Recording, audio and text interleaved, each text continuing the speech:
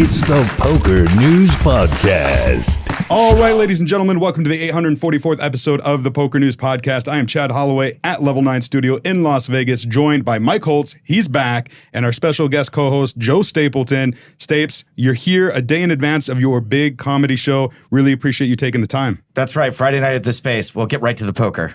We're going to talk about the comedy show more, but you're right. The Poker World Series of Poker Main Event is underway.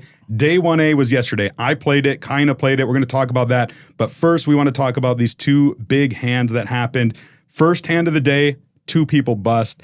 It just makes me wonder, like, how the hell does somebody bust the main event in the first day? Only two ways I see it. Get it in with aces pre-flop and you bust, you get unlucky, fine, fair enough. Or an ultimate massive cooler, quads into a straight flush sort of thing.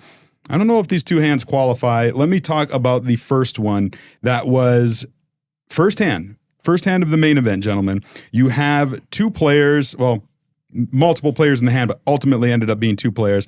It is a five-way to the flop, jack of diamonds, six of diamonds, 10 of hearts. There is a bet, a raise, and a call between two players. We're talking about Craig Isai and Harlan Karnofsky. Turn is a brick 4. Isai leads for 15K. Karnofsky just calls. The river is an ace of clubs, and Isai just jams it. 37K. Karnofsky snap calls. What do you think their hands are? I'll read the board. Jack of diamonds, six of diamonds, 10 of hearts, 4 of spades, ace of clubs. First hand of the main event. What would you expect these players to have? I have some expectation bias.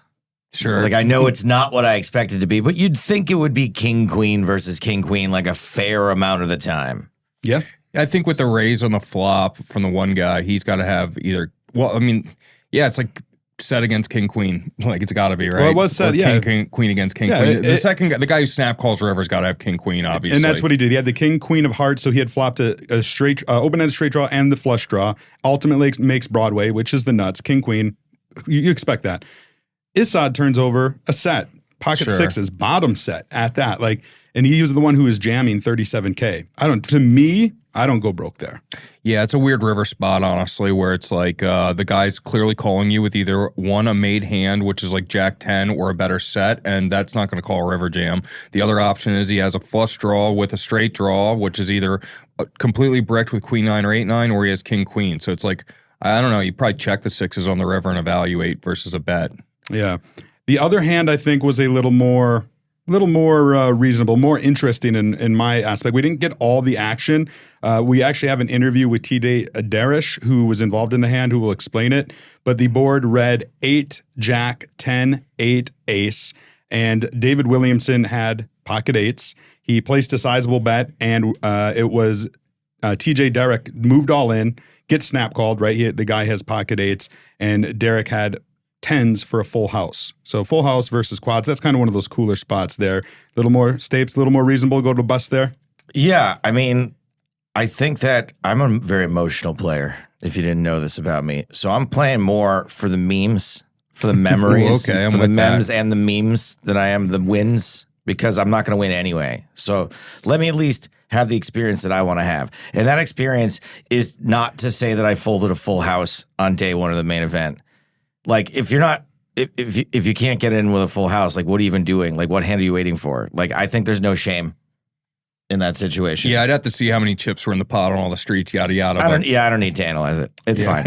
All that stands. I don't care what the action was. I'd be like, I have a full house, and guess what? If I'm the guy that goes broke on hand one, guess what I'm going to get instead of money? Attention. Yeah. I'm going to get so much attention. It's going to be great. I will dine out on this for years. Yeah. Who was the guy that lost the hand? What was his name? And this one was No. Asking Joe. Oh. No. All the attention. Well, he's still getting attention. I would get attention. That would be fair. That's fair. And we're saying his name on a podcast, even if I don't remember it. Well, yeah, memes and memes, I'm with it. Okay. I'm fucking with it, dude. Yeah, good. it was TJ Darroch who won a satellite Oh, to he doesn't go look in. Darroch. Well, we got a video with him, an interview Poker News did after he busted. He kind of explained his thought process. Check it out. Very first hand, I had pocket 10s in the cutoff. I open, pretty standard, obviously. Button, big blind calls. Flop comes Jack 10-8, and the big blind leads about third pot, a little more than that. Of course, I'm licking my lips. I think easy value. So I raise about 3.5 times his bet. He calls quite quickly. Turn comes an 8, money card. Now I beat the straight, so that's awesome. He checks. I potted, or maybe just a little under pot. And he snap calls once again. River comes in ace, and it's total rainbow, so no flushes or anything like that. But there's just enough there for me to definitely get value. But he leads about 80% pot. My thought is he's definitely got enough combos of Jack 8 there. That's enough. I know a lot of less experienced players will still call with like the flop straight.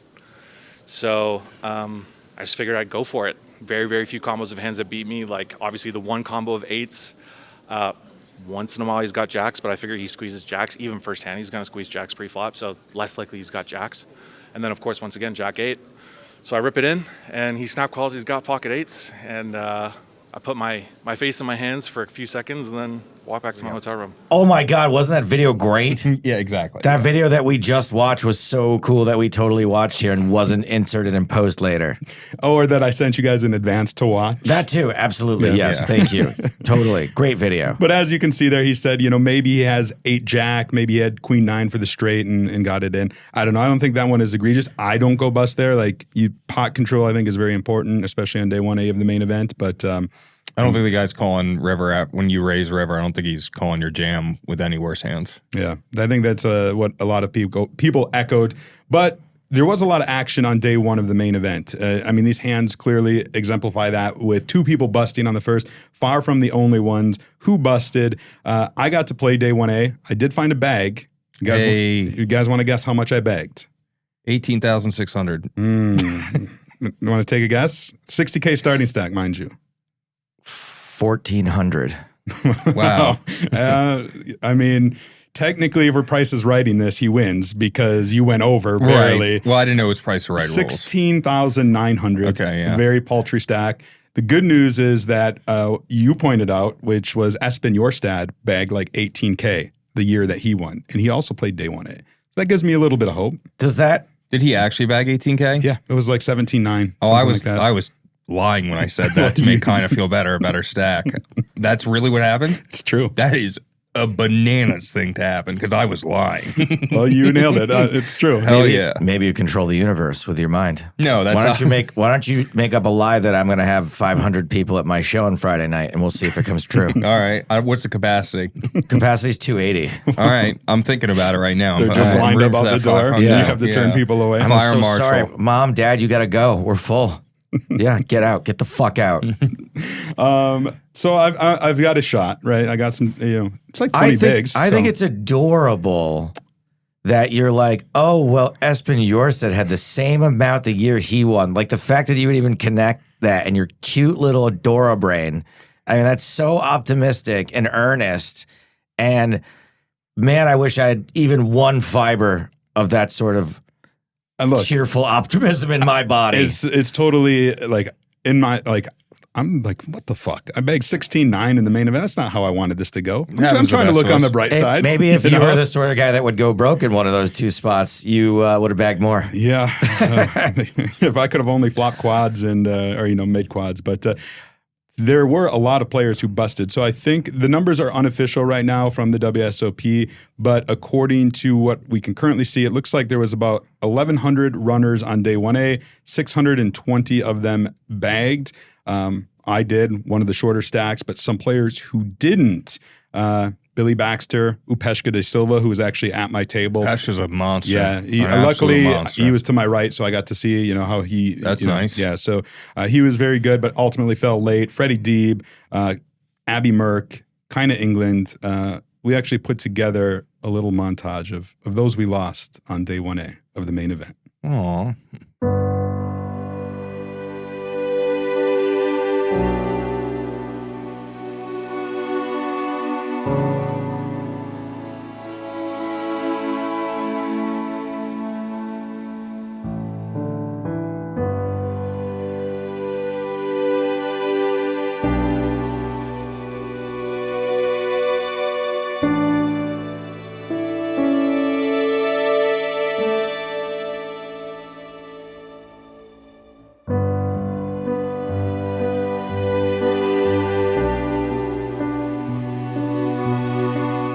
You know what's one of the best things about going broke on day 1A or day 1B? What's that? You're totally free to go to the Space July 5th to see our comedy show. That's fair. What time? It's on day 1C. Doors at 8, show at 8:30. I would recommend getting tickets early because I do think we're going to sell out. Yeah, I think there's like a wait list of $4.99 or so. Yeah, right now. exactly. Once fucking Mike, you can so do it. jolly over here. Yeah, No. yeah. I was trying to come up with a mind bender name for you. Yeah. Once Mike over here, who can change the universe with his brain, once he puts it into existence, we'll be all set. All right. Well, one person we did lose on day 1A was Kaina, unfortunately. GG Kaina. She was messaging Mike and I. She did not have a good day. Is this normally her spot? Because It his microphone is. smells like white wine. Ooh. Touche. Sweat and white wine. Well played. yeah. Well played. Ooh, I like it. Kind will hopefully be back, but she was definitely like, Mike was like, I'll be here today, to record this, and kind of like, great, I can go out and cut loose. So, Yeah. Because we had talked the last episode when it was her and I in here and about like late regging the main event on day 1 or Sure, even up yeah. into day 2 and the virtues of it. But we both decided, no, we're going to go from the start. And I think both of us probably are like, yeah, we should have late reg because maybe, what goes different Happens for to her. me every year, yeah. Maybe I have some more chips. So your name came up at my table yesterday, Mike. I hope in And a it good wasn't way. for something good. Yeah, no. And it's actually over massages, believe it or Massages? not. It's getting worse. What? How is that even possible? So there is a guy to my left named Jake Ripnick. Oh, he knows what's good. Yep. Yeah, I'm the goat. He apparently knows about your massages because he Yeah. mentioned something. And then I was like, wait a minute. Mike actually came into the PokerNews office yesterday and snuck up behind me and started giving me a massage. And I'm like, you're right. He gives fucking good massages. No, they're good. They're good. Every time I give someone one, I know they're thinking to themselves, like, what the fuck is happening I'll right be now? the judge of that. Let's go. I got you. I'm just saying Okay. this would be great for audio. I'm a top 10. I get to describe let's this see. now for the audio listeners. Those watching is Mike has stood up to give Stapes a massage. I just want to let you guys know. There's a knot in Yeah, there. he's got me there. Yep. So I'm Fix this right here. top 10 in the world at receiving massages. And So this combination right here, this is like a super group. this is how we treat all our guests. This is our like guest hosts. this is like you can. I don't want you to stop, but the story checks out. Is all I'm going to say. Thank you, Yeah, Mike. no, That you was got- awesome. strong thumbs was Jake Ripnick's. No, it is. That's what it assessment. is. I have Strong thumbs. freakishly strong thumbs and an ability to identify knots. I got to tell you, I You're wasn't good. You're good. too familiar with Jake, but he was to my direct left, and he was a nightmare for me. He was a great player. He's an elite pro. Yeah. an Well, elite professional. Dude, he was very good. I was very impressed, and a thorn in my side for sure. Gentlemen, another story that recently broke was that of the Poker Hall of Fame. The nominations have come out, and it's been causing a little bit of, I don't want to say controversy per se, but a lot of discussion, namely that Jeremy Osmus was left off this year when he was on there last year. Let me read the names real quick and then get your thoughts on this. Patrick Antonius, Josh Aurier, Barney Boatman for the first time, Miami John Cernuto for the first time, Ted Forrest, Kathy Lieber, Mike Mattisau, Matt Savage, Isai Scheinberg, and Bill Smith. Stapes, I'm going to ask you, I already know the answer. Who would you like to see get in? And it's got to be Isai Scheinberg, right? Actually, I think it's a fucking travesty that 7 of those names don't go in immediately. what I was thinking, it's too. like all of them. I don't think I heard a name on there that wasn't worthy of it. And I understand that, like, in general, I don't have like a huge competitive edge. So I'm just like, everyone should be in, which isn't exactly true, but that turns poker players off. They don't like that sort of thing. They want there to be like a clear-cut winner and only the best gets in. And nothing in poker works perfectly, right? The GPIs don't work perfectly. This thing doesn't work perfectly. It's frustrating. Everyone has a different opinion of how it should be done. But if we're up to me, every single person on that list would be in there. Like, Yeah, I it's so agree. ridiculous. Like, the fact that you have to choose between Barney Boatman and like Bill Smith. Bill Smith. Right? Like, you have to choose between Ted Forrest. Ted Forrest and Isai Josh Scheinberg. Aurier, like Isai Scheinberg, like it's silly. It's very silly. There's no wrong answers. There's only 9 travesties. Yeah, it'd be reasonable for all 10 of them to get in. I think everyone agrees that, everyone has a different idea for what the Poker Hall of Fame should be. Also true. But I think that everybody agrees that the system we have right now is not great. Yeah. Only Well, one a clearly year. not everyone agrees, or someone would change it. Unless it's just like, is it being run by AI? Is that where we're at? Let me tell you a little bit about how knows? the Poker Hall of Fame currently works, right? So there was a public nominations window where people could submit names. It's not a popularity contest as far as I know. It's not the top 10 vote getters, if you will. Not anymore. Like Bill Smith is not getting, masses of people voting for him. Bill Smith, 1985 WSOP main event winner, who's since passed on. I think what it is the WSOP takes the nominations, public nominations, considers them all, and then will cultivate it, maybe even add some of their own, right? Which I actually like that they Popular vote doesn't matter. That's what I'm hearing. Yeah, it doesn't. It does kind of make it sound like a waste of time, doesn't it? Yeah. It's more like, hey, why don't you give us some ideas and then we'll decide if we're going with them or not. That's pretty much what it is, to be honest. Why isn't like it's Jeremy Osmus last year he's nominated, this year he's done nothing, so you know what I mean, like the guy's like the greatest poker player alive. Like then it is the 29 living members of the Hall of Fame get a vote, and the vote goes like this: they get 10 points that they have to award amongst, I think, at least 2 members, maybe only 2 members. I don't know that for sure. It could be more. So let me ask you that then: if you have 10 points to allocate, how are you going to allocate? If you were, in the Hall of Fame and you got to vote, I'm going to read the list one more time. Patrick Antonius, Josh Aryeh, Barney Boatman, Miami John Cernudo, Ted Forrest, Kathy Liebert, Mike Mattisau, Matt Savage, Isai Scheinberg, and Bill Smith. For me, I would probably go something like, assuming you can do more than 2, I would probably go like 6 on Isai Scheinberg, 1 for Antonius, 1 for Aryeh, 1 for Savage, and 1 for Mattisau, something like that, just to spread out the wealth. Because I think, and I agree with you, all these people deserve to be in. But I've always said this, and I will long believe it until Isai Scheinberg is in the Poker Hall of Fame. I'm not going to say that it's a farce because I really love the Poker Hall of Fame, but it's very much incomplete. In my mind, he's... And you want to explain to the viewers what he's done? So Isai Scheinberg is the founder of PokerStars. And really, you say not the inventor of online poker by any means, but the man who took it to the levels that it was. Therefore, the EPT and all that is responsible for a lot of people's jobs, careers, a lot of players. I don't know. Joe, you work for PokerStars. Like, he no longer owns it, but his legacy lives on, I would say. Yeah, I mean, certainly has a legacy. There was a night we had honoring Isai last year. I think it was last summer during the World Series of Poker, and me and Hardigan went. And he was there, and I don't think I've ever met him, to be honest. He's a little elusive. I've never met him. And you've met a lot of people, especially even ones that like don't really talk to people that much. You've talked to them. So Isai's there, and I go up to him and I say, Isai, I just want to say thank you. And, from when I first started at PokerStars, I always felt like you were keeping an eye on me. And I really appreciate that, I was able to work there for so long. And now, I don't know, I just wouldn't be where I'm at without you. And thanks for your support. And thanks for believing in me. Right.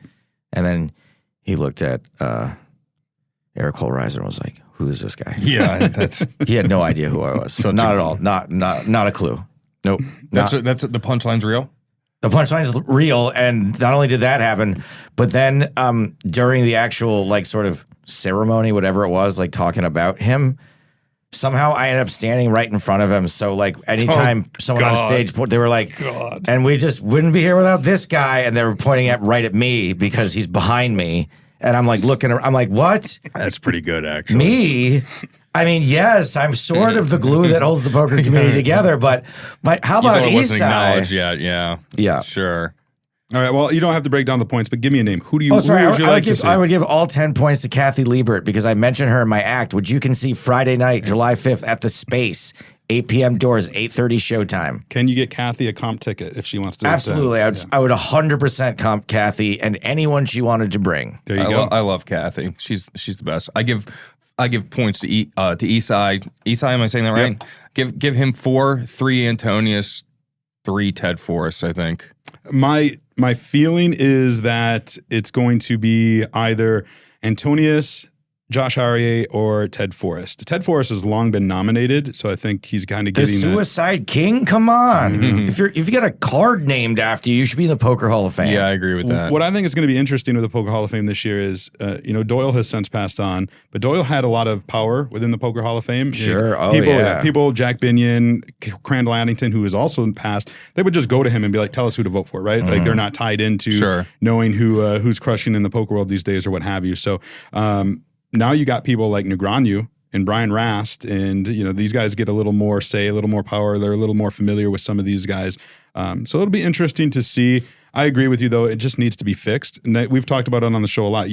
Scott Seaver turns 40 next year. Nick Schulman turns 40 next year. There's many. This backlog is never going to get cleared. No, ever. It just gets worse. Because we haven't even really hit, there's a big age gap, right? Like when all the younger people start turning 40, which I guess Scott's he's like an elder younger person. Yeah. It's just going to be bananas. No, and Scott, none of them are going to get in because I think that also we're all heavily weighted to put in old dudes from the previous era in the Poker Hall of Fame, which they deserve to be.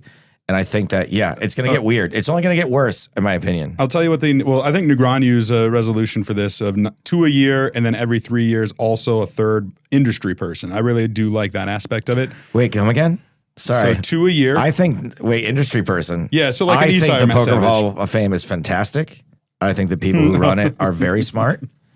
And I think you guys, you have my undying support if there's going to be a industry category. But when do you turn 40? Because you got to be, you got to be 40 to get in there. Only -9 years ago.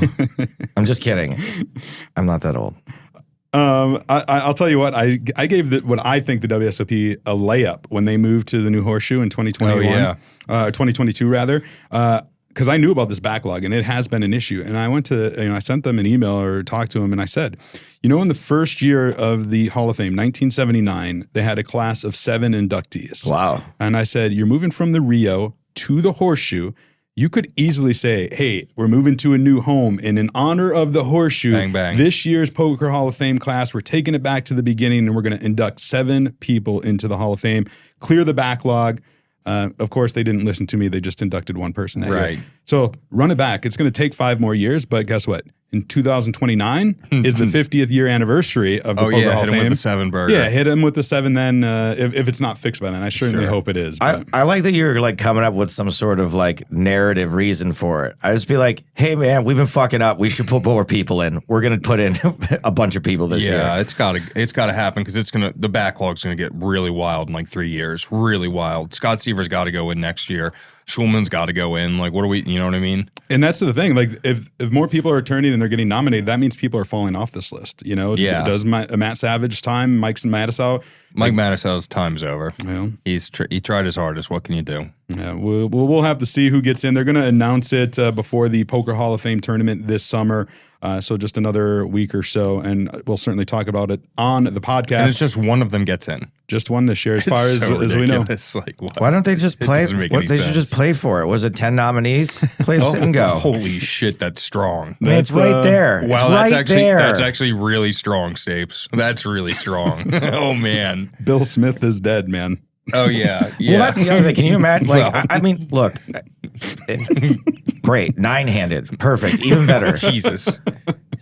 I mean, holy shit. I understand honoring Bill Smith, and he was a dude from what I could, from what I know. But that's like, the guy that got wasted, right? He's never gonna know. Like, put someone who's alive in so they can enjoy it. Well, I don't disagree. That is a take. Like, come on, what are we doing? Yeah. Well, let's talk about the comedy show. Oh, I can mention it? Yeah. For the first time, we can mention the comedy show. July 5th, the Space, 8 p.m. doors, 8:30 show. And you're doing, is it just your show? Is there going to be some opening acts? Somebody else you're doing it with? What's the plan? So to be clear, I am talking about here in Las Vegas. Mm-hmm. It's actually, you could walk there from here, from the studio. I've been to there. I went to your show last year, the year before. Thank you for that. Yes. Was it enjoyable? I'll be back tomorrow, so. The poker community is always so supportive and so awesome. And I've been doing a lot of bitching and moaning about this, but people come out for me and I appreciate it. You guys come out for me. Tana and Run Good comes out for me. Mm-hmm. WPT comes out for me. Tournament staff. It's really, really kind. Dealers. It's fantastic. Big pockets of people. So I just want to say thanks in advance because we've already sold, I think we sold close to 100 tickets already. Smooth. I think we only have like 250 total. And so no matter what, we've got enough, right? Like it won't be embarrassing if there's 100 people there. And the good news is that, you know, I'm going to Big Hooney's party today. Me too. Gonna pass out a little of this. Don't worry, it's nothing bad. Just gonna pass out. We got some flyers for the comedy second. show here. These aren't free drugs. What the heck? Exactly. I'm gonna pass out this card. People are gonna be disappointed that it's just a piece of paper. And just stick like a gram of weed to each one of them, and you're good. I'm excited to go. I'm not above bribery, and I think poker players obviously buy their tickets late to stuff. Exactly. So, and I think that no shit. if we had a bunch left on the day, I don't. People may bust 1C and come see us for a little laugh. They're going to need a pick-me-up if they bust. Should I offer something special if you can show me your ticket that you bust day 1C and come to the show? I'll buy you like a drink. At least a drink. It feels like it should be more than that. Give them a forehead kiss. A massage from Mike Holtz. Oh, that just reminded me. Yes, I can't do that. Yeah, so maybe let's do a shot. Actually. I'll do a shot with you. I don't know if that's an incentive enough.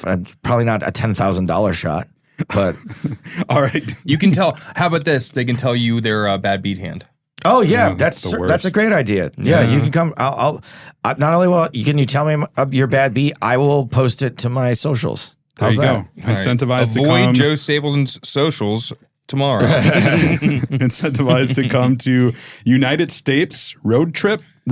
That's the name of the little thing you got going on. Yeah, we were able to make 2 puns out of our names so that we can sort of split our specials in half. So my special is called United Stapes. His special is called Roads Trip, and the whole thing is now called the United Greg Road Greg. Because of Greg, the director. Wow, the United Greg Road Greg. The star of the We've show. been saying Greg instead of GG recently because GG auto-corrected a Greg one time, so now my whole group chat just says Greg. Great, and then I don't have to be in breach of contract if I just say Greg. Yeah, no, you're just saying GG. Greg. Let me get this back on track and talk about some World Series of Poker bracelet winners. The ladies event took place and was won by Shiina Okamoto out of Japan. Savage. She finished runner-up last year. Comes back and wins it this year for $171,000 in 1,245 runners. Jamie Kerstetter, who we all know, gave it a valiant effort, heads-up play, but ultimately finished in second place for $114,000. Mike, were you there during that in the rail or anything, or did you see it? I had walked by at one point. I think I was running deep in a different event. So sure, yeah. I used to co-host the LFG podcast with Jamie, so I was actually coming back to go to the rail and then got the message on the way that she had busted in second. But still a great showing for Jamie. She's very popular in the poker community. I played with a lot with Jamie online. She's really good at poker. And what's the other girl's name? Shiina Okamoto. Shiina. She's a monster. My God. A first and a second in the same event back-to-back years. Giving me some Adam Friedman vibes with the first in the PPC 3 years in a row. There was also the event number 70, the $400 Colossus, 19,337 entries, which I think makes it the 7th largest poker tournament in history. Wow. If, Donnie so it's Peters. Coming 7. Well, huge field. My buddy played it. So my buddy flew in from LA. First time he's ever played in a really serious tournament. First WSOP event. Ends up going deep in that tournament. We were going to play the tag team, but because he made day 2, we couldn't play the tag team. Sure. Finished in 1,388th place for $930. Nothing too special, but a great experience. His name's Chris O'Neill. Chris, congratulations on that. That was a lot of Way fun. to go, Chris. I had a little piece, so hey, that boy's getting paid. Oh wow, Gavin a piece is the best way to get mentioned on the Poker News podcast, huh? That's it. Give Uncle Chad a little taste. You give me a little money, make me some of that money, and then Get his beak wet. You get the mention. Yeah, you hear that? All my horses in the main event. If you do well, you'll get mentioned on the podcast. How many horses do you have in the main event? Yeah.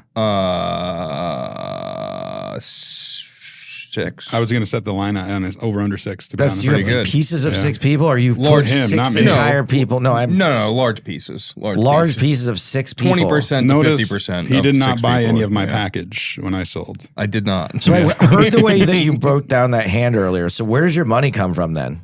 Pokers. He's the 2-time online WSOP online player of the year. Really? Yeah. Wow. Unbelievable.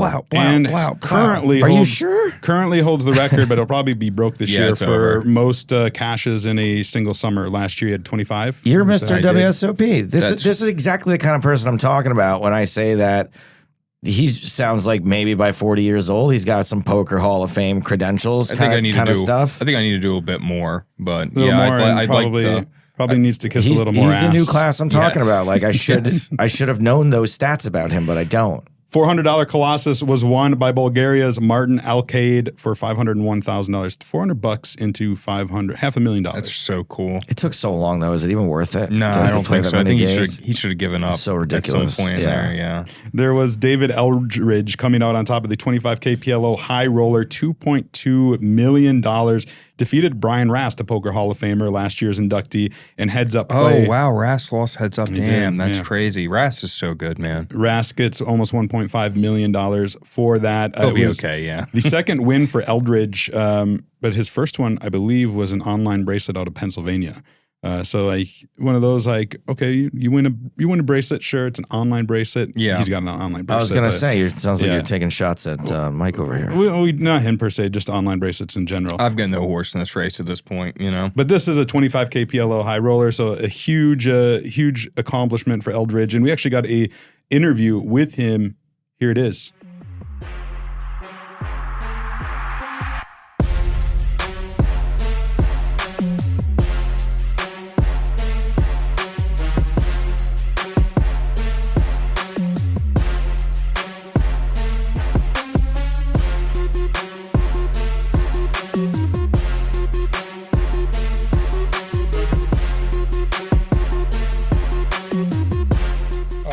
David Eldridge, you have just defeated Brian Rast for your second bracelet and your largest tournament score by quite a bit. How you feeling? Feeling good. It was a long 4 days, but things worked out, and I'm pretty happy about it. You entered the day as the chip leader. Pretty early on, you suffered that beat to Rast when he cracked your set of deuces that ultimately led to a prolonged heads-up match. Talk me through how you were able to navigate your way to the win today. Yeah, I mean, I thought that hand was like a really, really big deal. I think it was about 14 or 15 million chips. And had I won and held, I would have had about half the chips in play four-handed. And, Rast would have been eliminated from the field. So I think that was a pretty big swing. Kept my composure and just kept grinding. And yeah, I made a lot of good hands, fortunately, and got aces in some good spots that worked out. Just kept battling. Where does the nickname Diamond Dave come from? It's just a nickname. People just made it up. Yeah, they just made it up. How does this win change your plans for the rest of the summer series, if at all? Doesn't change anything. What are your plans for the rest of the series? Just the main event and then get home. Yeah, that's it. All right, two other winners I want to talk about outside the World Series of Poker. One was at the Venetian. It was event number 44, $1,600 UltimateStack was won by Daniele Primerano. I have no opinion. It's got to be Italian. I was going to say that boy cooks pizza. You took it down for $183,000. And then over at the Wynn was the Wynn Summer Classic. This one was huge. I wish we were there for Poker News, but they kept it in-house. 1,440 runners in a $10,400 buy-in. A huge tournament, $2.2 million up top, and it was a familiar name. Guy I know you're familiar with from the EPTs, Nick Petrangelo. Hey, Nicky Petrangelo. Nice one. Sounds like he makes pizza too. Yeah. No. Somebody tells me he doesn't make pizza anymore. He gets the pizzas made for him. No, he's one of the greatest of all time, and insane to see him win a field that big. And good for him, man. I mean, he needs the money, obviously. Cough, cough, cough. I saw his winner's picture, and I'm like, I barely recognized him because he had shaved the beard. He looks so different. Yeah. With beard, without beard, totally different person. I wish he was my real dad. Yeah, me too, actually. I mean, let's make it three of us then. Yeah, hey, we're brothers. All right, well, we've got the World Series of Poker main event, Day 1B, taking place today, and then over the weekend, Day 1C. And so next episode, I think will be like Day 3 of the main event. But Mike, you haven't played yet. What are you planning to fire? 1D. I was going to play 1A, and then my buddy convinced me to play 1D, so that's what I'm doing. All right. And Stapes, are you doing any poker playing out here? And this is your last opportunity to plug the show. Absolutely not. No poker while I'm out here. I don't miss the World Series at all. No. It's people get FOMO, and I'm like, I'm so glad everyone's having fun, but I have no interest in setting foot there. But I will be setting foot there later today to flyer for my show, July 5th at the Space LV. Doors at 8, show at 8:30. And you also have your own podcast. I do have a podcast. The Poker in the Ears podcast is on summer hiatus right now. We do have one more summer special due to drop probably next week, I would guess. New episodes of The Big Game about to hit FS1. We just finished the Nikki Limo storyline. She was a guest host in here not long ago. Nikki, what a charmer, right? Yep. Did you guys want to tear your hair out when you saw her run it twice? Come on. Yeah. Everybody knows. Come on. Anyway, Nikki Limo wrapped it up. We got Lily Newhouse coming up next. Those will be airing in a couple of weeks because I'm going to London to record them on Sunday. I leave straight from here. So, yeah, big game. EPT Barcelona. It's right around the corner. Coming up in August. Poker in the Ears. And two-time WSOP Online Player of the Year, Mike Holtz over here. So that's me. We got it all. I'm in the building. We got it all. Yeah. Well, that is going to do it for this episode. We only have 4 more episodes left during the 2024 World Series of Poker. Remember, they drop at 8 a.m. every Tuesday and Friday on our YouTube channel. We have the audio version as well. If you're listening, definitely go to YouTube. You can see a lot more. Lots of fun. Until then, we'll keep a seat open for you.